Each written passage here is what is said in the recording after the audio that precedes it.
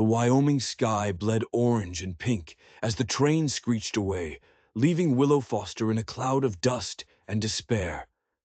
She clutched her son, Samuel, to her chest, but his wails only echoed her own silent screams. They were stranded. It was 1878, and this dusty platform in Sweetwater Station was the end of the line. For her, it felt like the end of the world. 2 worn leather trunks, a crying baby, and a heart shattered into a million pieces. That was all she had left.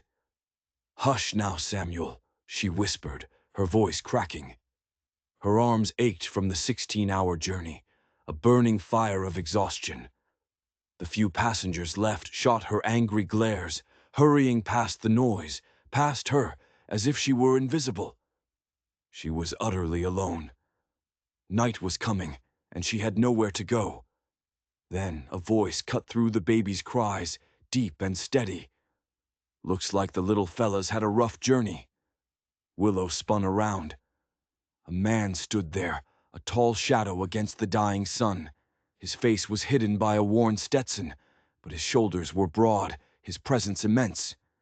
He was a mountain of a man. "He's been crying since Denver," she admitted, the words catching in her throat. "I've tried everything." The stranger stepped closer, and the shadows fell away. His skin was bronzed by the sun, his jaw covered in stubble. But his eyes, they were a startling kind blue.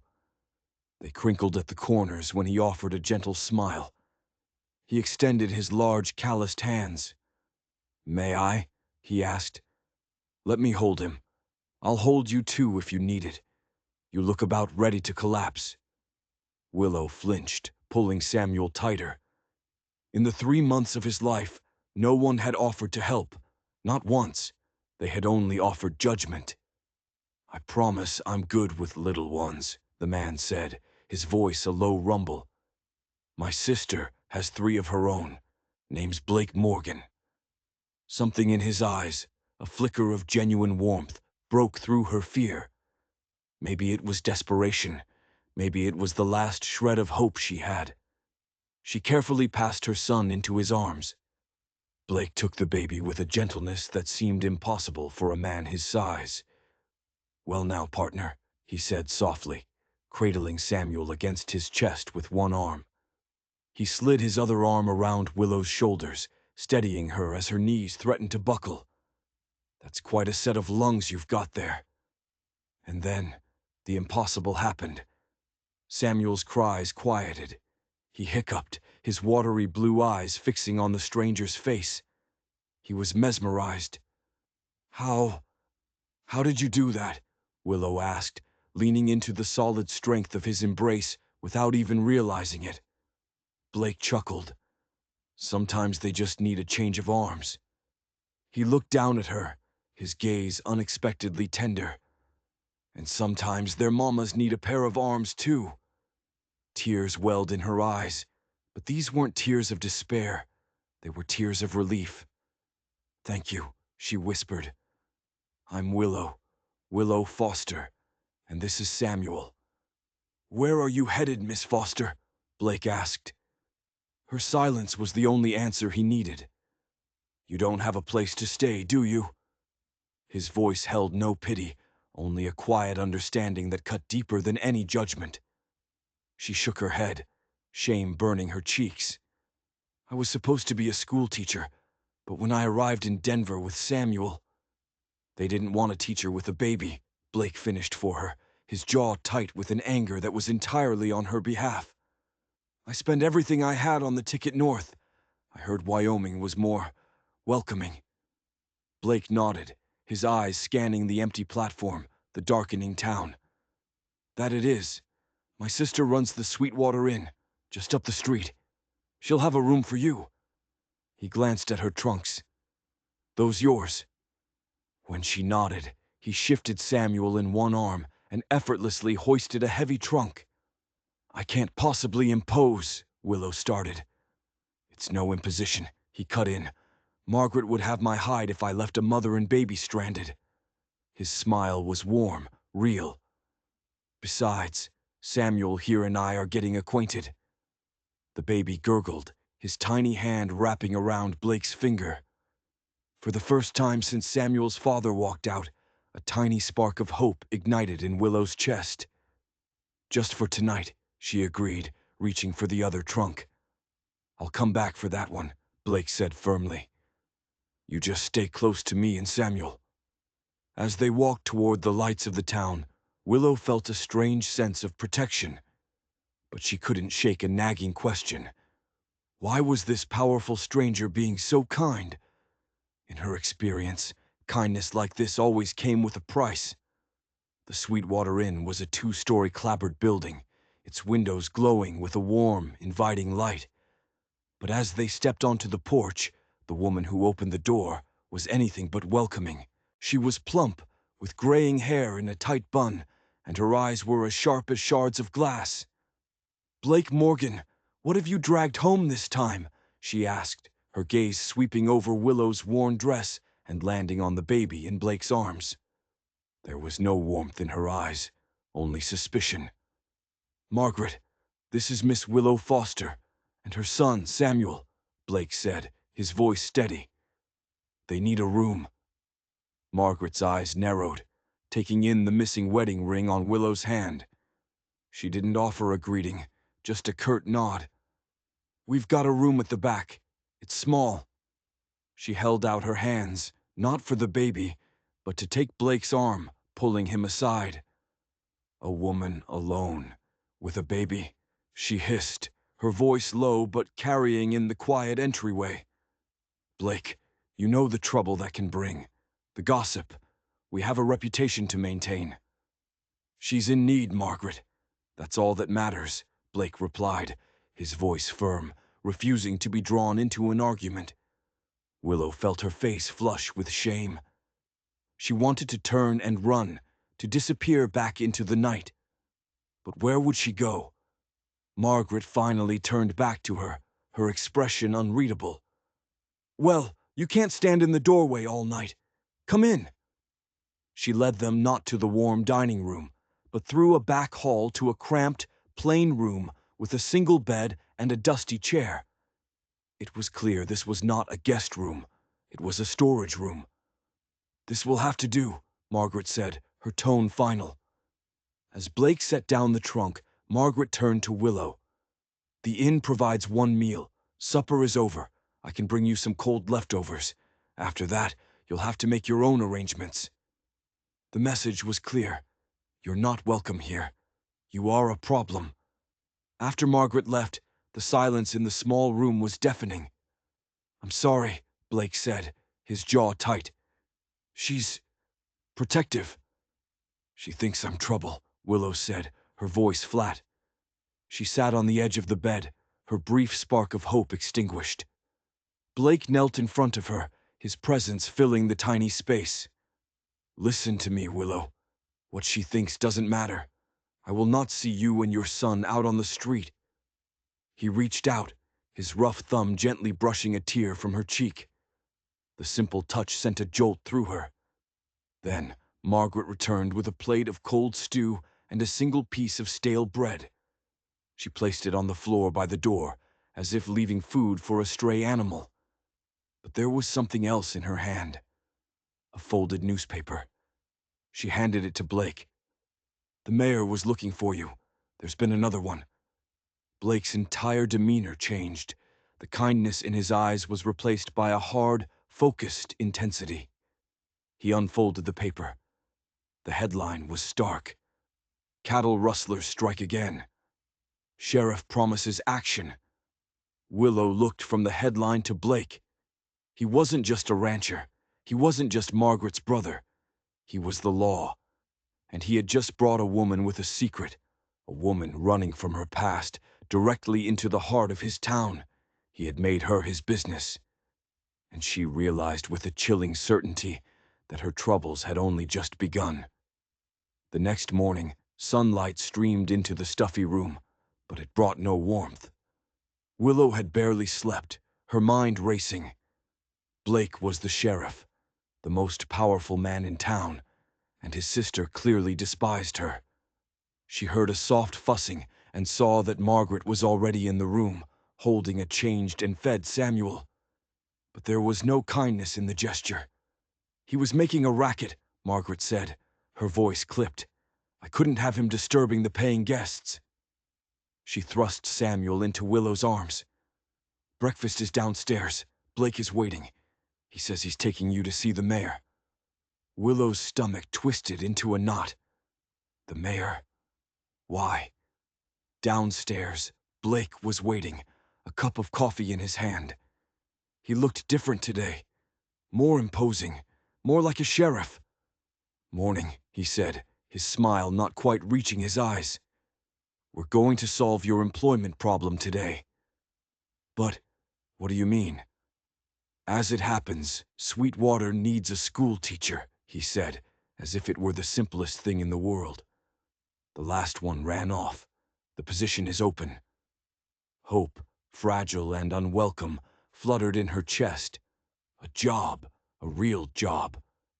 But Margaret, clearing a nearby table, snorted. "A teacher with a baby. Mayor Hollister will never agree. He's a stickler for propriety." "He'll agree," Blake said, his eyes locking with his sister's.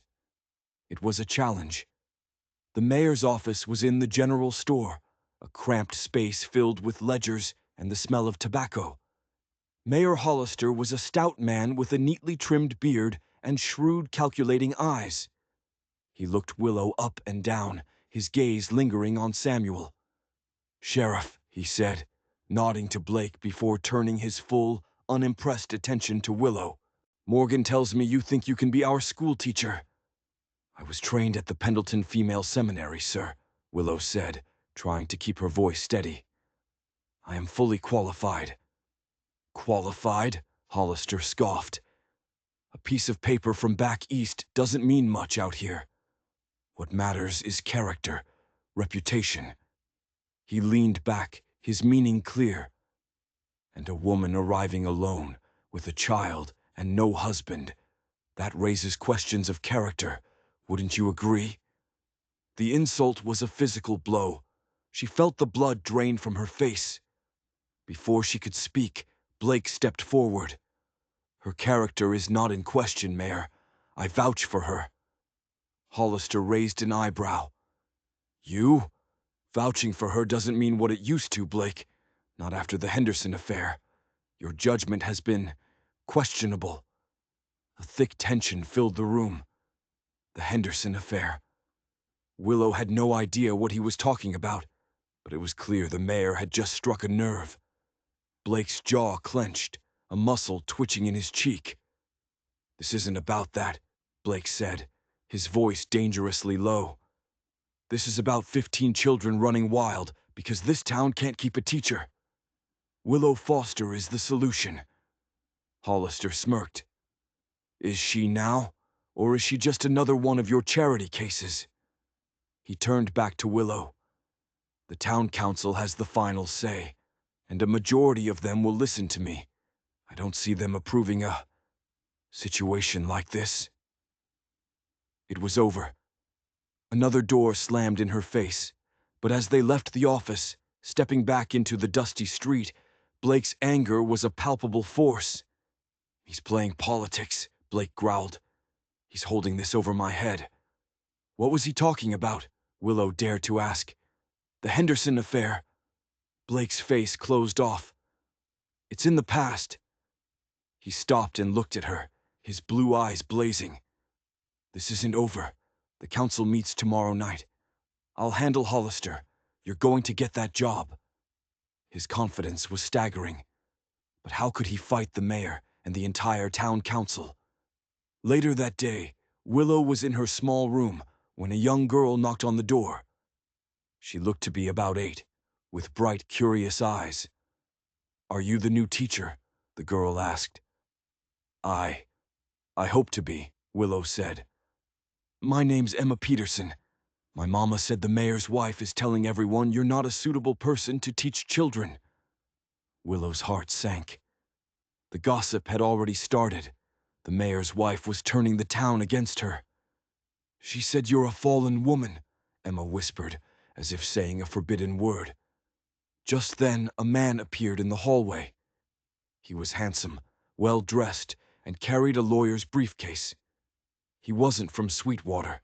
He had the polished look of the city. He stopped in front of Willow's door, his eyes scanning her face with an unnerving intensity. "Pardon me," he said, his voice smooth and educated. "I'm looking for a Miss Willow Foster. I was told I might find her here." Willow's blood ran cold. How did this man know her name? "I'm Willow Foster," she managed to say. The man smiled, a cold, predatory smile. "Excellent. My name is Arthur Vance. I'm an attorney from Boston. I represent the Ellsworth family." Ellsworth, the name of Samuel's father. "My clients," the lawyer continued, his eyes flicking to the baby in her arms, "have sent me to retrieve their grandson." The world tilted on its axis. "Retrieve?" Willow echoed, her voice a hoarse whisper. She pulled Samuel so tightly, he let out a small cry. The lawyer, Arthur Vance, didn't even flinch. His smile remained, a mask of professional courtesy. "That's correct. Mr. Charles Ellsworth is the sole heir to a considerable fortune. His parents, my clients, are adamant that their only grandchild be raised in a manner befitting his station. They have a legal claim." Legal claim. Willow's mind reeled. "Charles denied him. He threw me out." "An unfortunate misunderstanding, fueled by youthful panic," Vance said smoothly. "He has since confessed the truth to his parents. They are prepared to be generous. They will provide for you a quiet cottage, a stipend, on the condition that you relinquish custody of the boy to them, permanently. Relinquish Samuel. Give him up." The words were poison. "No," she said, the word a rock in her throat. "Never." Vance's smile tightened. "Miss Foster, be reasonable. What can you offer him here? A life of poverty and shame in a dusty town that has already judged you? Or a life of privilege, the finest schools, a place in society?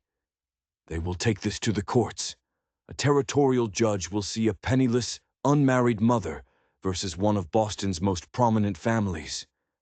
How do you think that will end?" He was right. The threat was terrifyingly real. She had nothing. They had everything.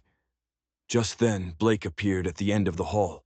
He took in the scene, the strange man, the look of sheer terror on Willow's face, and his hand instinctively went to the Colt peacemaker holstered at his hip. "Is there a problem here?" he asked, his voice a low growl. Vance turned, his composure momentarily faltering at the sight of the sheriff. "No problem, Sheriff. Just a private family matter." "This is my town, Mr. Vance, and Miss Foster is under my protection. That makes it my business," Blake said, stepping between them, a solid wall of intimidation. "I suggest you state your purpose, and then be on your way." Vance, regaining his composure, offered a curt nod. "As you wish. I've made my client's offer clear. I'll be staying at the hotel in Laramie. Miss Foster has until the town council meeting tomorrow night to give me her answer. After that, we proceed with legal action." He gave Willow one last, cold look. "Choose wisely, Miss Foster, for your son's sake." And then he was gone. Willow stumbled back into her room, sinking onto the bed, her body trembling. Blake followed her in, his face a thunderous mask. "Who was that?" Tears streamed down her face as the story poured out of her. Charles Ellsworth, the lies, the dismissal, the desperate journey west. And now this. They had come to take her son. Blake listened, his expression growing darker with every word. When she finished, he didn't offer platitudes or easy reassurances. He stated a fact. "They will not take your son." "But how can I fight them?" she cried. "He was right. I have nothing." "You are not alone," Blake said, his voice fierce. "You have me." He began to pace the tiny room. "This changes everything. The teaching job is no longer just about a fresh start. It's about survival. It's about proving to a judge that you are a respectable, employed mother with community standing. We have to win at that council meeting tomorrow." Suddenly, it all clicked into place. The lawyer's timing wasn't a coincidence. "He knew," Willow whispered. "He knew about the meeting. He's using it as a deadline. If the town rejects me, it proves his point. It makes his legal case stronger." Blake stopped pacing, his eyes narrowed in thought. "He's working with someone in town, someone who told him about you, about the meeting." His gaze was hard as flint. "Mayor Hollister." It was a conspiracy. The mayor wasn't just holding a grudge against Blake, he was actively working against them, conspiring with a man who wanted to tear a child from his mother's arms. The stakes had just been raised to an unbearable level. Tomorrow night wasn't just a vote. It was a battle for her son's life. And she was walking into it with only one ally, a man she barely knew, a sheriff with his own ghosts and a town full of enemies. The day of the town council meeting was the longest of Willow's life. Every tick of the clock was a countdown to her fate. Blake was gone for most of the day, meeting with people, calling in favors, preparing for the fight ahead. He told her to stay put, to rest. But rest was impossible. Every time she looked at Samuel, a wave of cold terror washed over her. The thought of Arthur Vance's cold smile, of a life without her son, was suffocating. That afternoon, Margaret knocked on her door.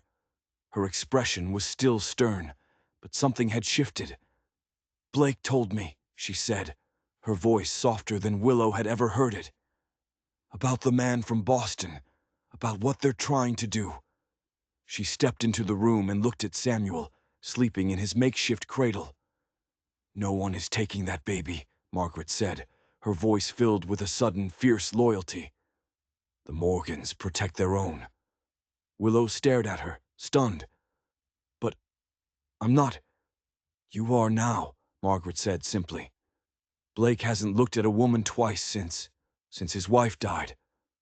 The words hung in the air, heavy and shocking. "His wife? He was married," Willow whispered. Margaret nodded, her face etched with old pain. "To a school teacher, just like you. Her name was Sarah. They had a little girl, Lily. 5 years ago, diphtheria took them both in the same week. The Henderson affair. It wasn't a scandal. It was a tragedy. He built this town," Margaret continued, her voice thick with emotion. "He poured all his grief into making this place safe. When he brought you here, I saw him coming back to life. But I was afraid he was setting himself up for more heartbreak." She looked Willow straight in the eye. "I was wrong to judge you. Tonight, you're not fighting alone." The town meeting was held in the church. It was packed. It seemed every man, woman, and child in Sweetwater was there. The air was thick with tension and whispered gossip. Willow sat in the front row, with Margaret on one side and Blake on the other, holding a sleeping Samuel. Mayor Hollister called the meeting to order, his face a mask of smug authority. "The first order of business," he announced, "is the hiring of a new school teacher. We have one applicant, a Miss Willow Foster." He let her name hang in the air, ripe with insinuation. "There have been concerns raised about her suitability." The mayor's wife, a woman with a sour, pinched face, stood up. "This is a respectable town, Mayor. We cannot have a woman of questionable morals teaching our children. She arrived with a child out of wedlock. What kind of example is that?" Murmurs of agreement rippled through the crowd. Willow felt 100 pairs of eyes on her, judging her, condemning her. Then Blake stood up. The room fell silent. "Willow Foster is a good, decent woman who has been wronged," he said, his voice ringing with authority. "She is a qualified teacher, and our children deserve her. The only thing questionable here is the mayor's sudden concern for morality, especially when he stands to gain from her rejection." Hollister shot to his feet. "That is an outrageous accusation, Sheriff." "Is it?" Blake countered, his voice like ice. "Or is it a fact that a lawyer from Boston, a Mr. Arthur Vance, paid you a visit this morning? A lawyer who represents the family that wants to take Miss Foster's child? A lawyer who needs this council to declare her an unfit mother to strengthen his case?" Gasps erupted from the crowd. People turned to stare at the mayor, who had gone pale. "This is a lie, a slander," Hollister sputtered. "Then you won't mind if I ask Sarah Peterson to step forward," Blake said calmly. Emma's mother, a quiet, respected woman, walked to the front of the church, her hands trembling slightly. I was at the general store this morning," she said, her voice gaining strength as she spoke. "I was in the back, getting some flour. I heard the mayor talking to that city man. I heard him promise that he had the council votes to make sure Miss Foster wouldn't get the job. I heard him accept a thick envelope of money." The church exploded in an uproar. Hollister was trapped, exposed. His conspiracy had been laid bare for the entire town to see. But just as it seemed the tide had turned, a new voice cut through the noise. "It doesn't matter if the mayor took a bribe. The woman is an adulteress." A man stood up in the back. Willow recognized him as Caleb Sullivan, a bitter rancher whose land bordered Blake's, a man known for his short temper and long-held grudges against the sheriff. "I know her kind," Sullivan sneered. "She comes to town, uses her looks to wrap our good sheriff around her finger. She's no teacher. She's a homewrecker." The accusation was vile, designed to poison the well, to turn Blake's support for her into a weapon against them both. Before Blake could even react, Willow stood up, her entire body shaking, not with fear, but with a righteous fury she didn't know she possessed. "My name is Willow Foster," she said, her voice clear and strong, silencing the crowd. "I am a mother, and I am a teacher. I came here for a fresh start, not to be the subject of your slander and your prejudice. Yes, I have a son, and I am not married. His father was a wealthy man who promised me love, and then abandoned me when he learned I was with child. Does that make me a sinner, or does it make him a coward?" She looked around the room, meeting the eyes of the women, the mothers. "You want to know my character? Look at my son. Look at the fact that I have traveled 1,000 miles, spent my last dollar, and faced down scorn and judgment to provide for him. That is my character." She turned her gaze on Mayor Hollister. "And you, sir, you colluded with a man who wants to steal my child. You took a bribe to ruin my life. Who here is truly without morals?" The silence was absolute. Then, from the back, a slow, deliberate clap began. It was Mrs. Peterson. Then another woman joined in. Then another. Soon the entire church was filled with the sound of applause, a wave of support that washed over her, cleansing the shame and the fear. Blake stood beside her, a look of profound pride on his face. The battle was won. But as the applause died down, the church doors creaked open. Standing in the doorway, his face pale and his eyes wide with a mixture of shock and desperation, was a man she never thought she would see again. It was Charles Ellsworth, and standing behind him was the cold, smiling face of Arthur Vance. The sight of Charles Ellsworth, the father of her child, standing in the doorway of the church, sent a fresh wave of shock through the room. He looked older, thinner, his handsome face drawn with anxiety. He was a ghost from a past she thought she had buried. Arthur Vance stood beside him, a triumphant smirk on his face. He had played his final card. "It seems we've arrived just in time," Vance announced, his voice slicing through the stunned silence. "Mr. Ellsworth has traveled all the way from Boston to personally appeal for the return of his son." Charles stepped forward, his eyes fixed on Willow. He looked past Blake, past the angry faces of the townspeople, and saw only her and the baby in her arms. "Willow," he said, his voice pleading, I made a terrible mistake. I was a fool, a coward. My parents, they showed me the error of my ways. I've come to do right by you, to do right by our son." He was putting on a performance for the town, playing the part of the repentant father. Do right by her. Blake's voice was a low growl. "You abandoned her. You left her penniless. You sent this snake," he gestured to Vance, "to threaten her and bribe our mayor." "That was my parents' doing," Charles insisted, his voice rising in desperation. "I didn't know about Vance, I swear it. I just want my son. I want my family." He took another step forward, his eyes welling with crocodile tears. "Willow, please. Come back to Boston with me. I'll marry you. We can be a proper family. Samuel deserves his birthright. He deserves the Ellsworth name." The offer hung in the air, a tempting poison. A name for her son, an end to her struggle. Everything she had once thought she wanted. But looking at Charles, she felt nothing. The love she had once felt for him had long since turned to ash. He wasn't here out of love. He was here because his parents had forced him, a puppet on their strings. She looked at Blake standing solid and unwavering beside her. A man who had offered her his strength when she had none. A man who loved Samuel as his own. A man who had shown her what true character looked like. She knew her answer. "No," Willow said, her voice clear and firm. Charles stared at her, his facade crumbling. "No? What do you mean, no? I'm offering you everything." "You're offering me a cage, Charles," she replied. "A life lived under your parents' control. My son doesn't need the Ellsworth name. He has a father." She turned and looked directly at Blake, her heart in her eyes.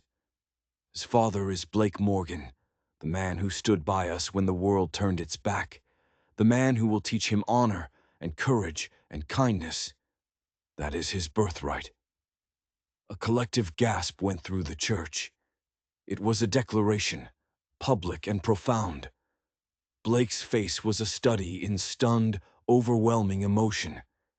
He looked from her to Samuel, and back again, the truth of her words sinking in. Vance, seeing his case evaporating, made a last, desperate move. "This is absurd. She has no legal right. We will see you in court, Foster." "No, you won't," Blake said, stepping forward. He pulled a piece of paper from his pocket. A telegram. "Because while you were scheming with our disgraced mayor, I was busy. I sent a wire to the U.S. Marshal in Boston. Seems the Ellsworth Shipping Company is under federal investigation for smuggling. And they were very interested to learn that the family's lawyer was in Wyoming, attempting to intimidate a witness in another matter." Vance's face went white. The hunter had just become the hunted. "As for you, Ellsworth," Blake continued, his voice dropping to a dangerous level, "you will get on the next train heading east, and you will never show your face in this town again. You will sign any document relinquishing your parental rights, or I will personally see to it that your part in this conspiracy is added to your family's growing list of legal troubles." Checkmate. Defeated, humiliated. Charles and his lawyer turned and fled from the church, disappearing into the night. In the aftermath, the town council, with a new acting mayor, voted unanimously to offer Willow the teaching position. Mayor Hollister was run out of town on the same train as Charles Ellsworth. Later that night, Blake walked Willow and Samuel home under a sky full of stars. The air was cool and clean, washed of all the ugliness. At the door to the schoolhouse, now truly her home, Blake hesitated. "What you said in there," he began, his voice rough with emotion. "Did you mean it?" Willow turned to him, her heart overflowing. "Every word." He reached out, his hand gently cupping her cheek. "I love you, Willow Foster." "And I love you, Blake Morgan," she whispered. He smiled, a real brilliant smile that lit up the darkness. With infinite tenderness, he leaned down and kissed her. It wasn't a kiss of desperate relief, but one of joyful beginning. It was a promise of a future, of a family, of a home. The cowboy had held her baby. He had held her troubles. And now, he held her heart. The years that followed were filled with a peace Willow had never thought possible.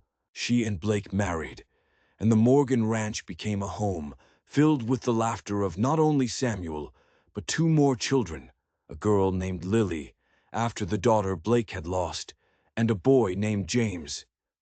Samuel grew up tall and strong, a perfect blend of the woman who gave him life and the man who gave him a home. He never once doubted who his real father was. Willow became more than just a teacher.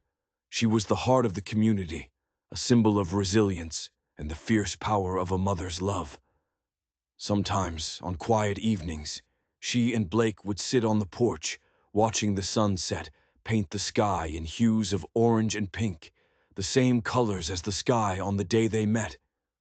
She had arrived at that station a broken woman, but in the heart of the wild frontier, she had found not just a new beginning, but the love of a lifetime.